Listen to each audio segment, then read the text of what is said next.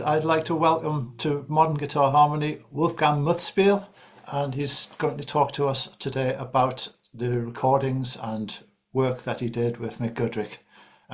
You've got two albums, I believe, with Mick. There's a trio album and a duet album. That's right. The trio album is with David Liebman, and that's a long time ago, actually. That was an interesting experience for me. Kind of three generations and also very different ways of approaching music, and also this kind of close relationship of Mick and Dave, and the analytical, they share some analytical approaches to music. You know, they like to research, they like to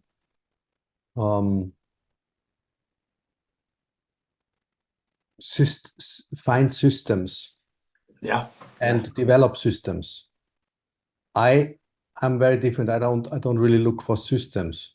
Sometimes I use them though, but my process is different. But anyway, it was very interesting to talk and hang with those musicians and make music together. And then the duo album I did with Mick live at a club in New York was very special, because that was the time when Mick was kind of ending his performance activity, and especially outside Boston. In the last phase of his life, he was basically only playing in Boston, if at all. And I got him out of the city one last time, because we had played so many duos earlier when I started with him at New England Conservatory, and 2 years after, you know, when I finished, we basically played all the time. We played duos in small clubs in Boston, many concerts. And we developed a sort of duo language together that was very much our own. And I wanted to document this, you know, properly. So we had this great gig at the Jazz Standard in Manhattan, and, you know, recorded it, and it came out like it represents our duo, I think, really well. One thing that I really always found amazing about playing with Mick was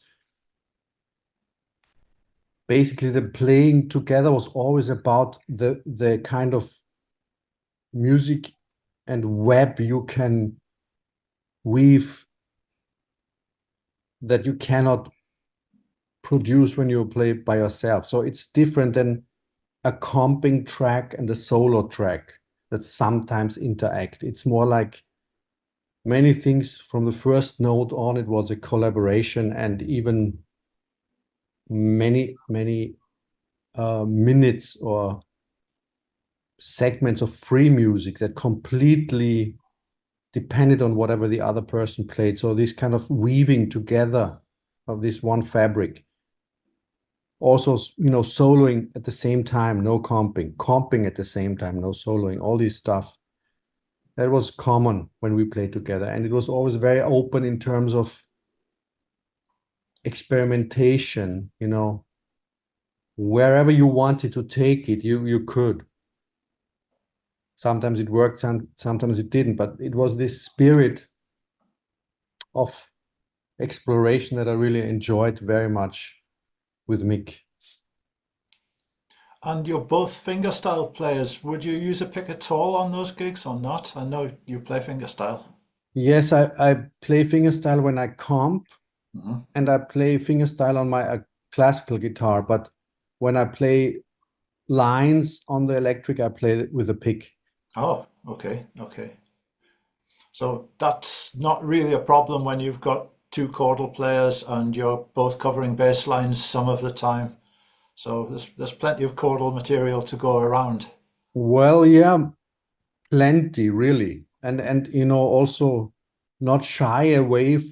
We would not shy away from the things you're supposed not to do. You're not supposed to do, like play chords in the same register, you know, like almost looking for trouble, looking for clashes.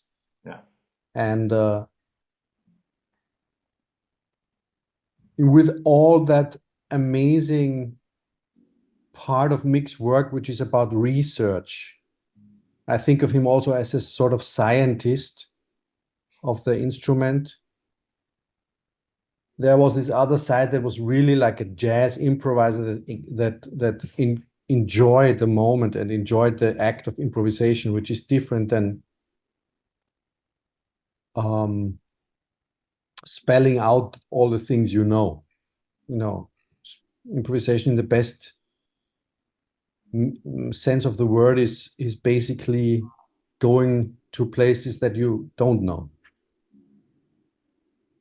A lot of the duet playing that I hear on that record that you made, it sounds as if there's an echo of the 1950s horn duets with Mulligan and Baker, Mulligan and various people, and the cool duets where people did solo together and interweave lines.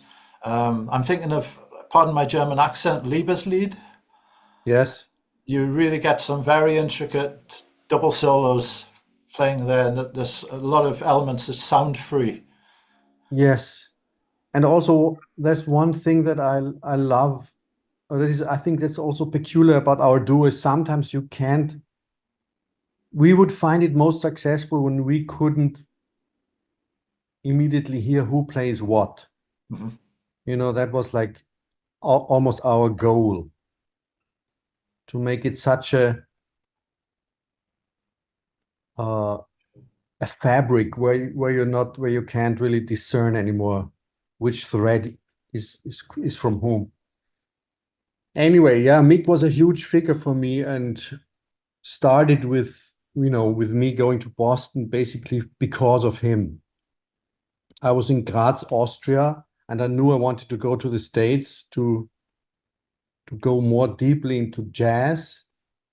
And I looked at all the possible schools and teachers on the East Coast, and when I found Mick, I knew that I wanted to study with him.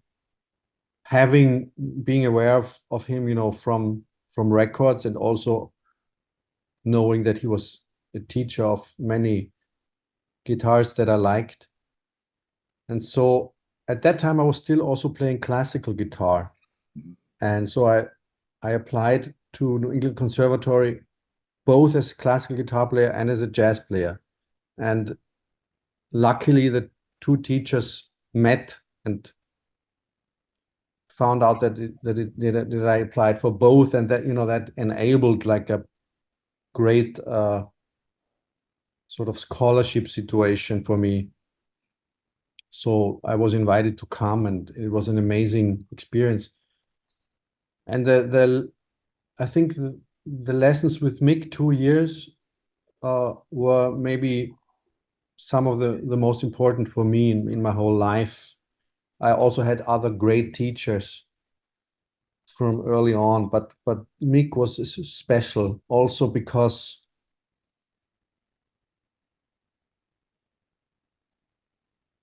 he was somebody who didn't shy away from addressing very directly some issues that you might have to work on, or even shocking you sometimes with certain responses, like a Zen teacher. It was not his goal to make you feel good. That was definitely not his priority. I mean, I loved him and I felt great with him, but I know that he also, could scare away people. But he would just go right to the point of whatever he heard and whatever he thought about your music or your playing. And that was very important for me. Like, it was a relatively quick process of deepening my search in a way. Did you talk about classical guitar with him very much? Not very much. He just liked when I played Bach and stuff. So he came to my recitals, and usually the classical teacher was critical and Mick loved it. You know, classical music sometimes is very strict in terms of some people think this piece is supposed to go exactly like that. And that goes to the last staccato and the last little ritardando. You know, it's like very limited often. Yeah. Not the great interpreters of classical music, of course, they are like jazz musicians. They also are in the moment, you know. But a lot of the classical guitar teaching is kind of not that inspiring. Yeah. There And is when I played classical music, I was more interested in playing things my way, you know. I mean, I could technically play those pieces, but you know, I wanted to choose my own tempo and my own way of doing it. And I had my heroes, you know, Glenn Gould and people like that. So I was a certain amount of conflict with the guitar teacher, but Mick loved that world, and he was very encouraging. But he was we were not really addressing classical music when he was teaching me. He was also very influential for me because he was really addressing, at that time I sounded very much like Pat Metheny without having transcribed the thing, but I had so much love and admiration for Pat, which I still have actually. But at that time, you know, I just soaked it up and I really sounded like Pat. And Mick just basically addressed that very, very early on. And, you know, we kind of worked our way around or through this very important step that he enabled, like also with his directness. Basically, the first lesson I played, you know, I was kind of feeling good because I was young and invited to this scholarship and, you know, kind of local hero in my little town in Austria. And then I played for Mick. And after we played, he's just said, "You sound exactly like Pat." That was what he said. No, nothing more. Not but or and I have some ways to no, no, no. Just that and a long pause. That was my first lesson. It was great. So yeah, Mick was amazing. And there was a chemistry between us that was really a gift. You know, Mick was sort of he was super interesting to me, but he couldn't really relate to many things. He was you know what turned him on, got his interest, the rest. So he was sometimes for other people he was kind of hard to deal with. For me, he was amazing and generous and inspiring, and he also introduced me to many people. Like he called Paul Motian, people like that, you know. So when I invited Paul Motian later to play with me, Paul knew from Mick, so he said yes because of Mick. Yeah. And so Mick was super helpful. Motian's music has its own genre. There's an interesting thread with Paul Motian's music and the two albums we're talking about here. No bass players. The bass is covered by the chordal guitars. And many of Motion's bands avoided the bass area. There's a couple with Charlie Hayden, I think, or other players, but many of the Motion albums with Frizzell are trios with sax, guitar, drums. And I think the Liebman album that you recorded with Mick has no bassist on either. Exactly. Yes. It's an interesting zone. I also have some bands without bass. Mhm. I love a good bass player, but certain things are also more open when the bass is implied or when the bass is not spelled out. The thing that's important is when you play without a bass, you're not supposed to substitute the bass, Uh-huh. because then I play bass on the guitar, which I like, but it's much more interesting to sometimes maybe play a bass, but imply the bass. It's like when you play without drums, you're not supposed to mimic the cymbal. So it opens up a new zone of possibilities without the bass. And motion was very, very important to Mick, I know. And they had a very strong relationship. They played together in Charlie Hayden's Liberation Music Orchestra, Of course, yes. and they were good friends. Motion was super important to me because I played with him, and then he hired me for the Electric Bebop Band for some times, which was basically an amazing opportunity for me to play these bebop pieces with motion. We would play either bebop music or motions pieces, which are themes that always lead into free improvisation. Yeah. So it was these two aesthetics together, and it was a trip for me to be next to this kind of drumming. Also, the bands were amazingly, like, great musicians were in the band.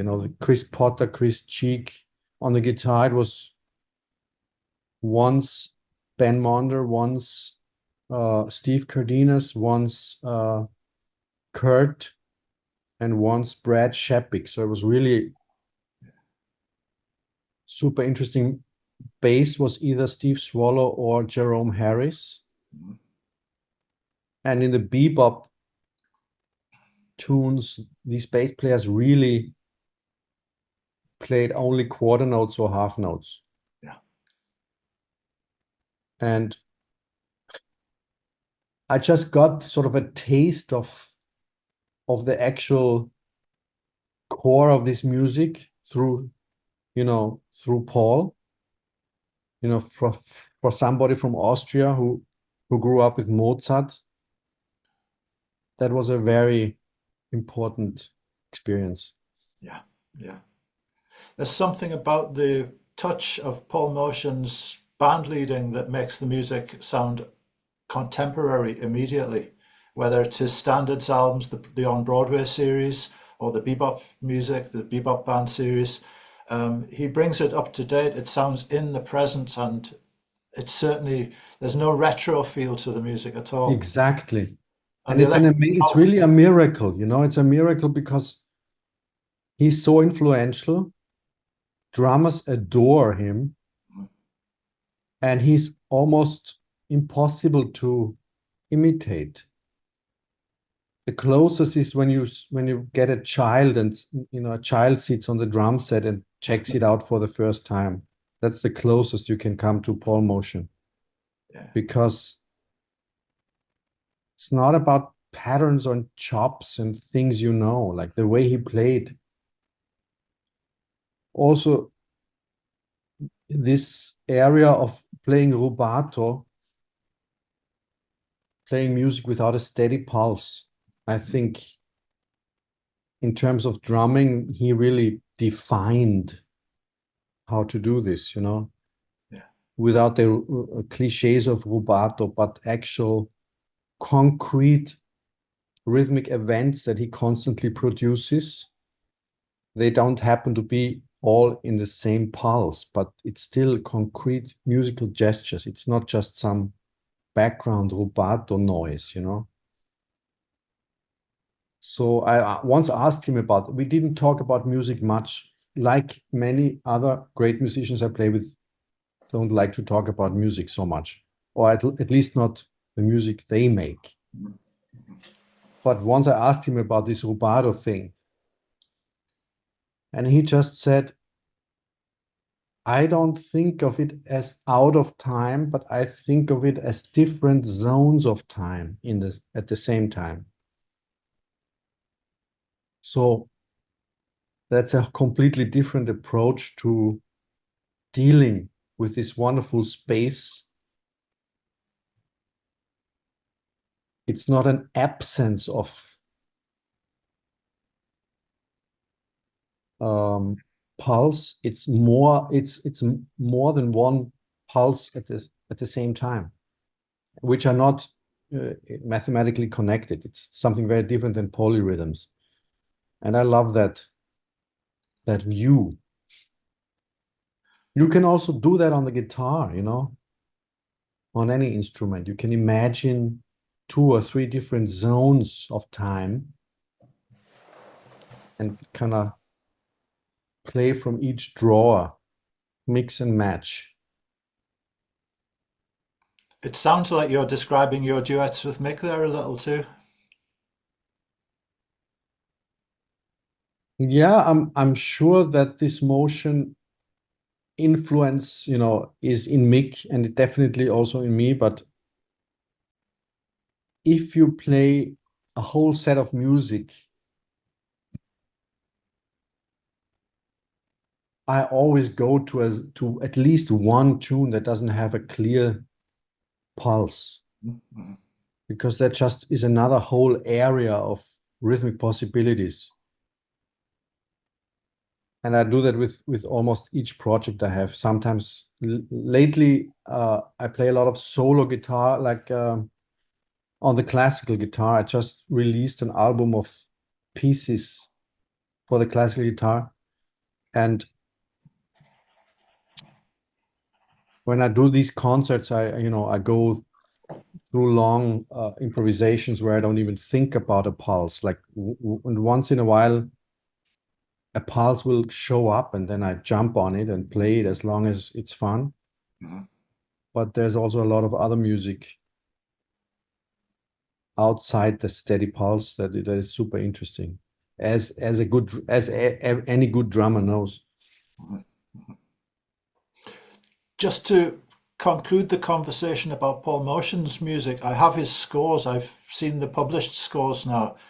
His niece publishes them from the website, Uncle Paul's Jazz Closet. Yes, that's great that she does that. Fabulous website. It's amazing. Wonderful. Often the charts have no harmonic indication at all on them. They just have a melody. And Yes. that was basically free harmony when you had played the theme. You went in. Most of the pieces I played with him, and this is maybe about 20 pieces or so, have no harmonic indication. A few do. A few only have like a B flat bass or something. Others have a few little changes, but mostly it's no changes and just melodic gestures. And they're kind of miraculous though, because all of those pieces always trigger a kind of adventurous, fun, free flight. And you cannot say that about any theme. Yeah. But his themes have this seed in them. Really, every time you play Abacus, that one of his free tunes, every time you play it, after the theme, the story begins again. Like it's built in. It's like these ornette heads, they seem sometimes they seem simple, but they are super refined, I actually. was thinking of the connection with Ornette. I'm thinking of the elasticity of Ornette's playing, and when he's with Blackwell in particular. But Don Cherry's work with Blackwell too. It's got that looseness, but pure control within a friend of mine describes it as seeing a shoal of fish moving. Yes, I like that image. Mm. It's also interesting in terms of the concept of technique, because, from a certain standpoint, you could say that Motion, Ornette, and Don Cherry are not on the top of the list of technical, uh, brilliance. But I would strongly disagree, because they have the exact technique that they need to produce their unique music. And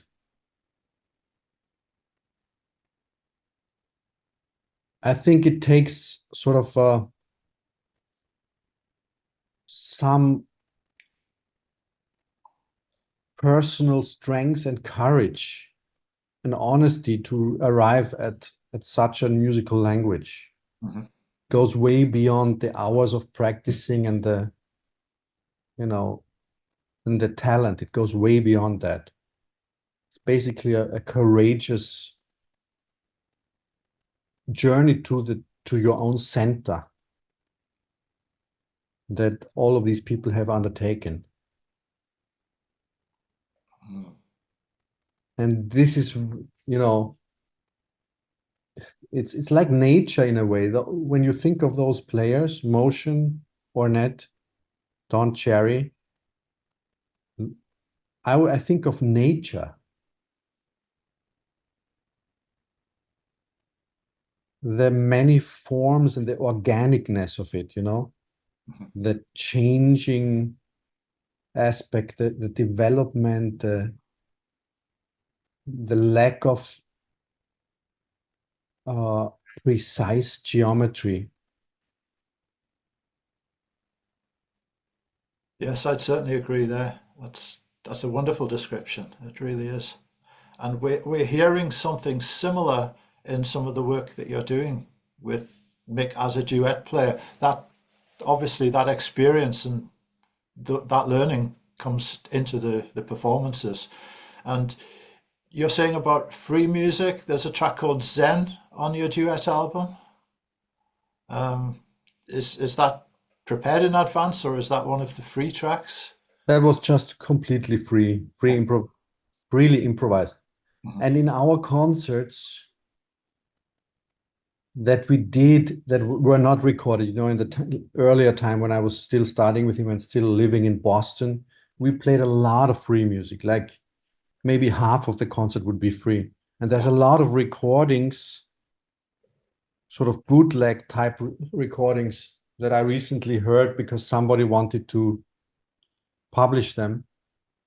And they're really out trips to, to the stars. Mhm. Mhm. So also using whatever new gadgets we would have, or synth guitar, and, you know, really, samplers, like loops that we would use and play from the back, and like a lot of these textures were pretty out and experimental. I just These recordings are good, but they're not really sort of on the standard of a properly recorded album. So I'm glad that we could represent our duo in this live record. But Mick was very open to free playing, and he was, of course, an amazing musician in terms of chordal language. Um, his comping was incredible. Sometimes I couldn't believe him when I heard him, in other contexts, would listen to the comping more than the soloist, because he had very original ways of comping jazz, conventional jazz progressions. He had very original ways of doing it. And he really wanted to kind of elevate the chordal language of a guitarist to the level of a piano player, which is very hard. It's so much harder on the guitar. And he really did that by, really analyzing the whole system, analyzing the fretboard, finding, systems, and, you know, obeying like voice leading things more than in a normal jazz guitar context. And I resonated with this very much because, coming from classical music, having played Bach, and things like that, voice leading is everything. And Mick could, I think he did a big, his contribution made a big step on the instrument, Now people can come from Mick with that information that he represented and gathered and, kind of spent his life for. And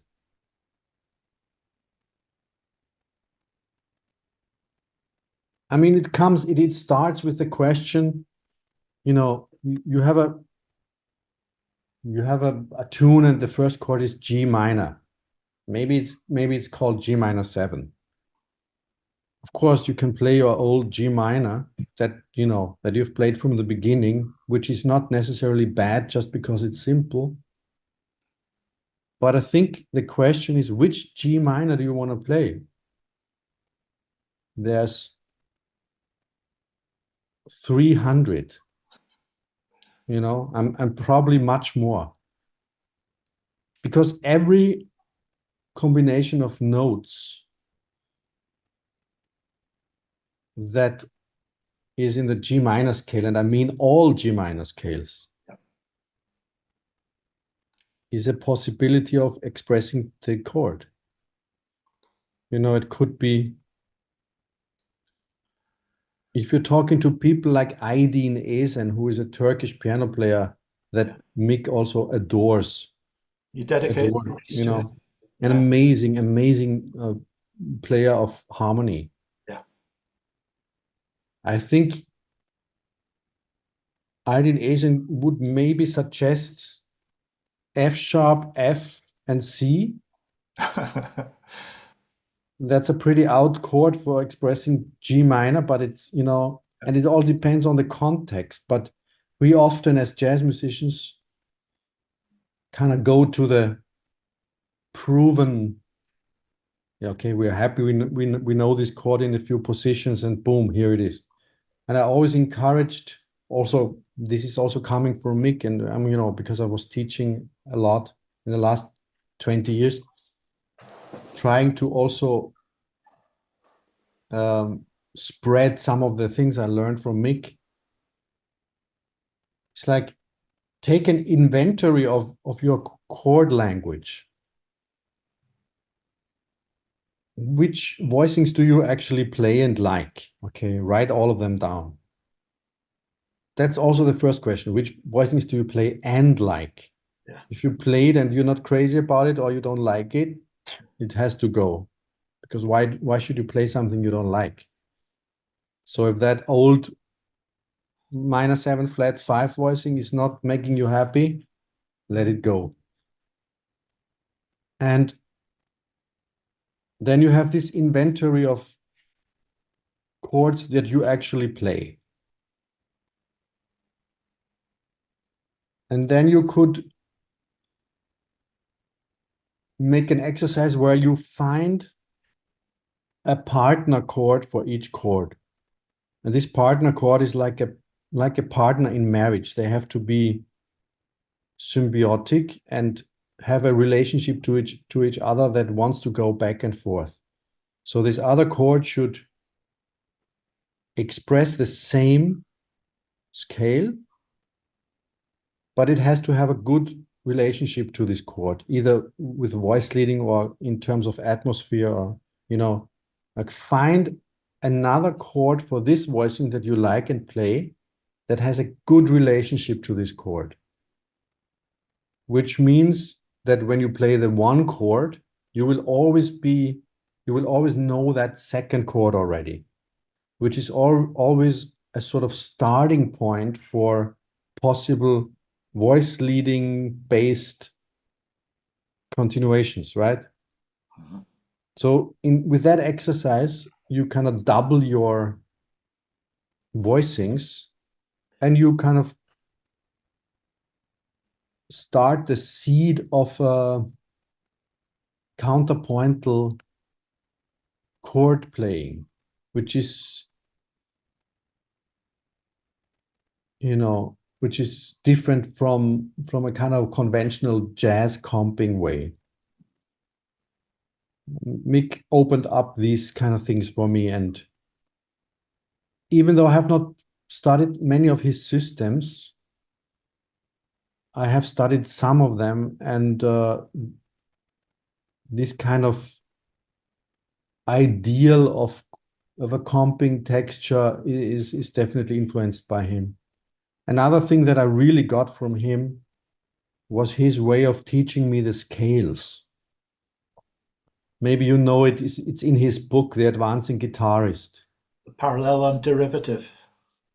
Yeah, but the way he teaches the scales through this, you make a comping that expresses the scale, and then you play over this comping on one string.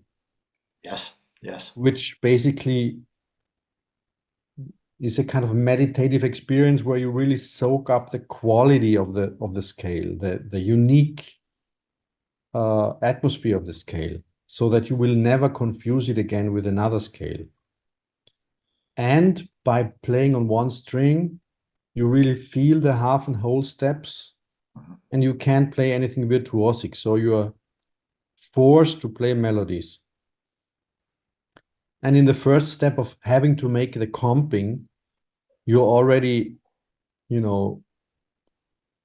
led to find many ways of expressing that scale with chords.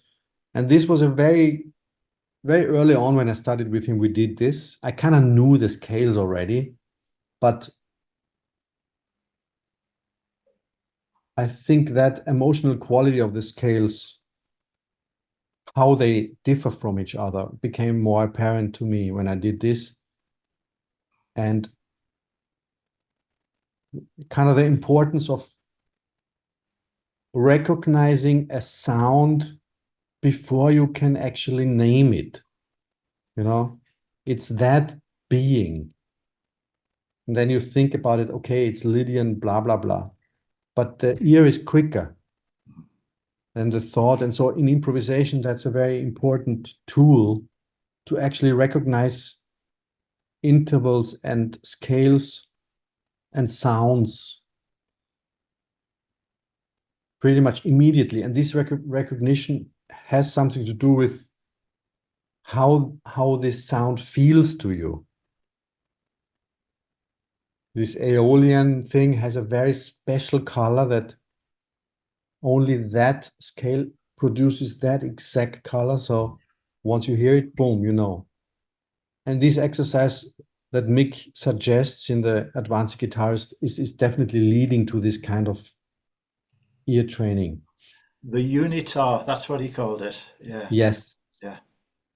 It's a fascinating area to explore.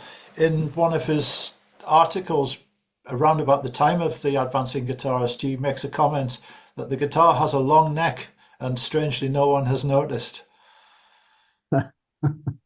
And That's very much Mick, yeah. I've carried that around with me for a couple of years since I first read it. It's not so long since I read it, and it's so strange. We spent so many years working horizontally on the guitar and then moving along the neck. It has got a long neck when you look at double basses and violins and some mandolins. All of those instruments have got short necks in comparison. Yes. It's the unitar string. It's such an insight. And Yes, that both position playing and also playing up and down is super important, and hopefully you can integrate both, yeah, but it's true that most everyone is stronger on the position playing, so it's important to free that direction up and kind of start not being afraid. Yeah. And Mick was so essential to many guitarists. And I just recently this summer spent a week in upstate New York teaching at a camp where many guitarists were present who had had strong interactions with Mick. There was Mike Stern, there was John Schofield, Kurt Rosenwinkel, and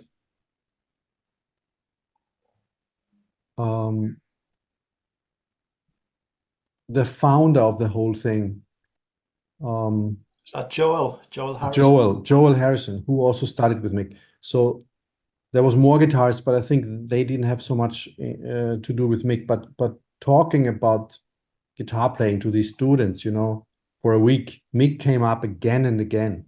Yeah. And he was very important to Sco.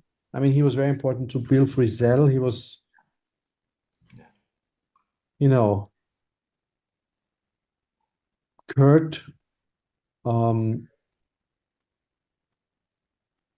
Julian Lage considers Mick as his most important teacher. And, you know, unbelievable the kind of influence he had on Ben Monder, you know. Of course. Mick always loved Ben Monder, and Ben was very inspired by Mick. So yes, huge figure on our instrument.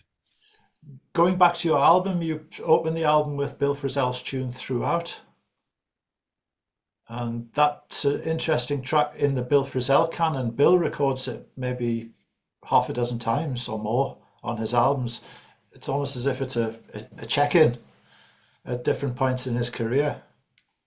Yeah, Mick introduced that song to me, and it's just one of those hits in a way, you know, that keeps giving. Jazz hits. Yeah, it seems simple, but it's actually not. Yeah. And it's short, but it kind of keeps giving, and you can play endlessly on, and there's so many variations you can make on it. It's just a great tune. And I forget how our duo record sounds, because I haven't listened to it in a long time, but I think we start right away with sort of exploring this other notes in the diminished zone. Yeah.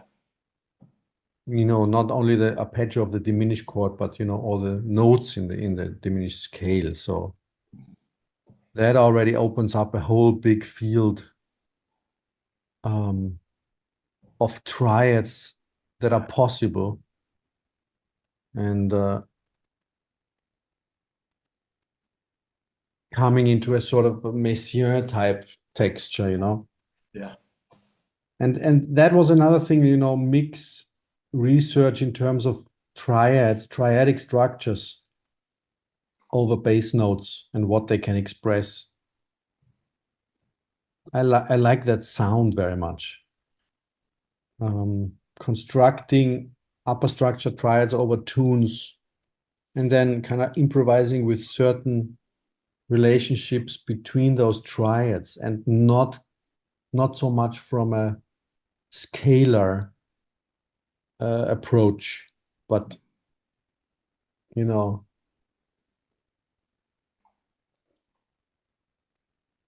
take a standard and you write two versions of upper structure triads with minor or major, and then you just kind of chart a course of interesting relationships between those triads.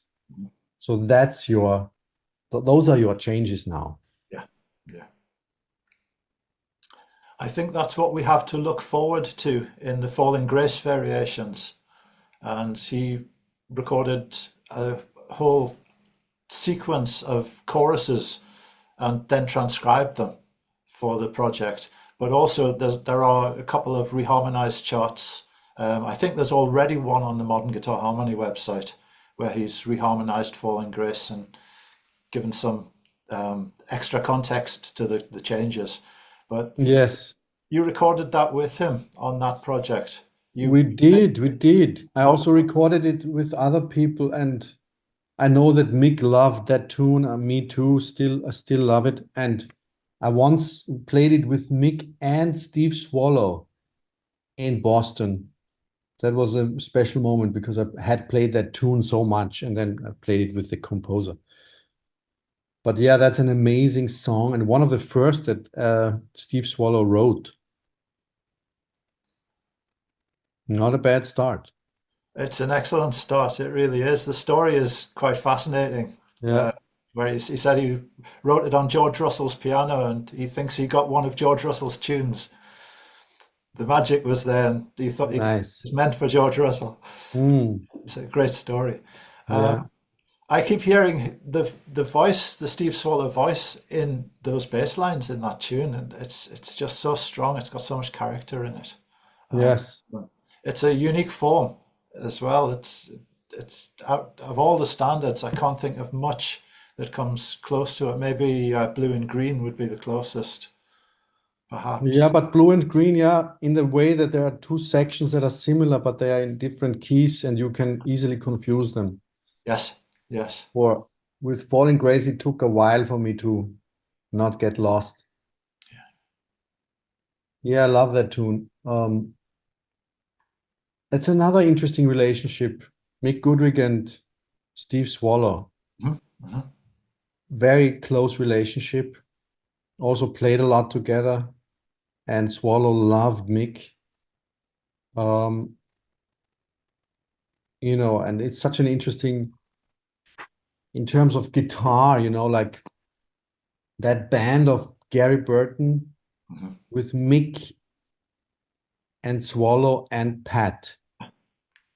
That's like really an amazing time for the instrument.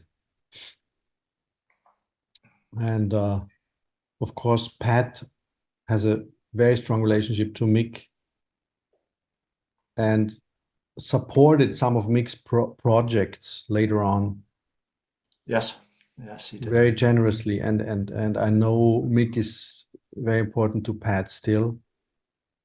And of course, was Pat's teacher and also somebody who would, Mick didn't have a problem with somebody being great. That's another thing about a good teacher. He Some tended, teachers that only teach, yeah. they start to get a little bit uptight when the students is too good. Mhm. Yeah, But a great teacher is happy, yeah, and wants the student to fly. yeah. So there's no energy wasted of holding the student back, but the main things are addressed. This is what you still need, this is what you still need, but you're great, you know.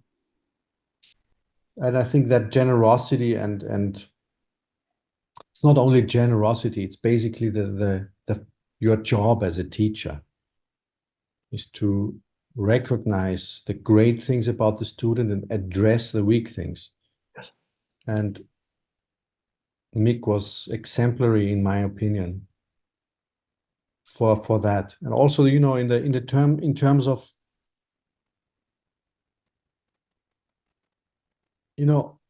we all spend a lot of time practicing. I'm now almost 60 and I still practice a lot. I just recorded this album called Etudes, Quietudes, which is has in the center a collection of a cycle of etudes that I wrote. And I still practice a lot, each day. And we spend so much time practicing. And we're like athletes. We're training all the time. But it's very important to reflect upon that training and about the exercises and about your consciousness in the practicing, because otherwise it can become sort of stupid. Then you can, then you meaninglessly learn something that at the end you can play that very well and fast, but yes, so what? Were you there when you did it? What did you benefit? Like, does this make this thing that you learned, does this make any connections to other things you already know? Does it enable you to do new things? So in a way, how to practice or generally to reflect about your practice is very important, I think. And Mick, through his directness, he would always get your consciousness to these questions. And what do I want, you know? What do I want with music? Like, I always liked to practice things that I like the sound of. Like, I never practice anything other than, you know, normal scales, but even there, I like the sound of. I try to play them in a way where so I like the sound. But I like to practice things that I like to use. I don't practice anything that I don't want to play. So all these warm-up things, you know, that are just like technical finger moving, but they don't sound good. I don't know why I should do that, you know? That makes sense. Going back to your album, there's the track Minimal, where you're playing repeated notes, and they're so musical, even though you could say they're a warm up when you repeat some notes. Yes. I just, you know, I just wanted to, I'm not sure if I'm successful, but I wanted to address the kind of incredible value of Mick also posing questions in the teaching, posing questions and also tough questions. Because at the end, that's what it's all about. Like, what do you want with the music? You know, of course, this guy plays like this guy plays like this girl plays like this. So what? You know, you want to be like them, or you know, you have to kind of transcend all these hierarchies and even the genre type of thinking doesn't mean anything in the end, you know? So in a way, like I would say Bach and Mick are much more connected than Wes and Mick. You know what I mean? So it's like this type of being awake, basically, when you practice. That's I think it's key. And Mick was very much, you know, somebody who would enable this. Also to make your own decisions about your path, you know.